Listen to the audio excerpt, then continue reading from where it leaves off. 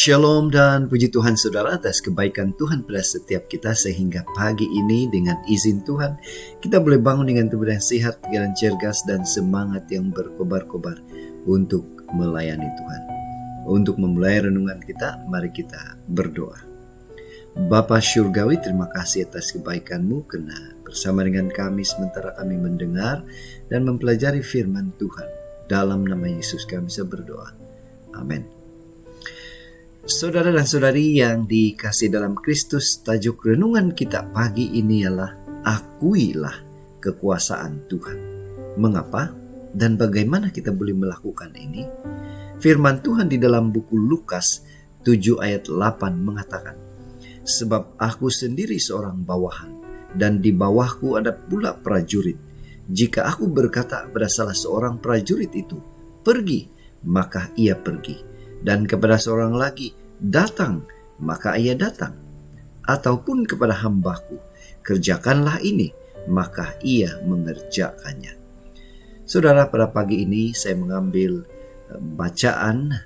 buku bacaan kita hari ini di dalam Injil Lukas, pasal yang ke-7 ayat 1 sehingga 10. Ini merupakan peristiwa di mana Yesus menyembuhkan seorang hamba kepada ketua tentara.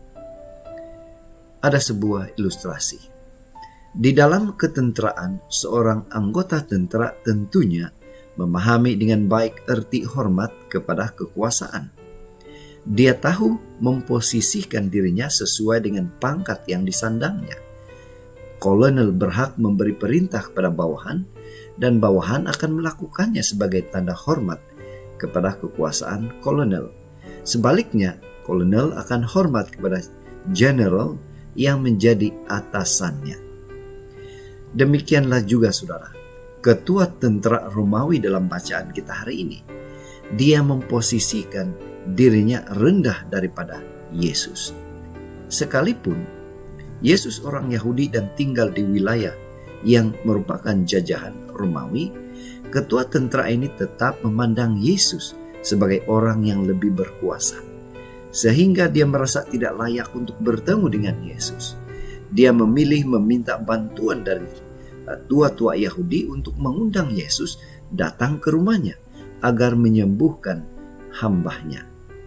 Dan pada saat Yesus sudah dekat dengan rumahnya, sekali lagi ketua tentara ini menunjukkan ketidaklayakannya dengan mengutus sahabatnya membawa pesanan untuk Yesus.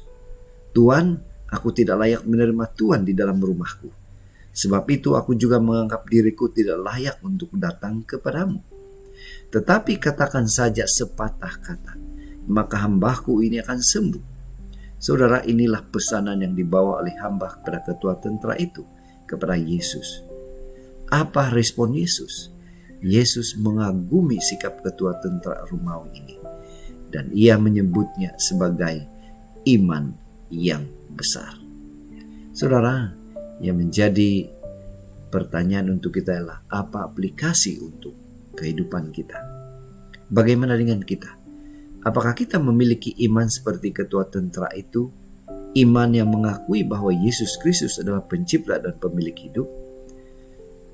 Orang yang memiliki iman seperti ini tentulah akan menjalani hidup dengan rendah hati, menghormati Tuhan, tunduk kepada firman-Nya, dan mengandalkan kekuasaan dan kekuatan Yesus Kristus.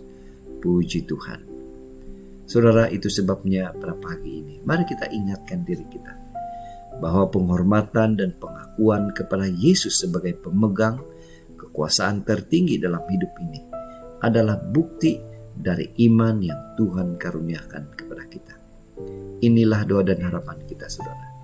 Mari kita bersyukur, mari kita berterima kasih kepada Tuhan.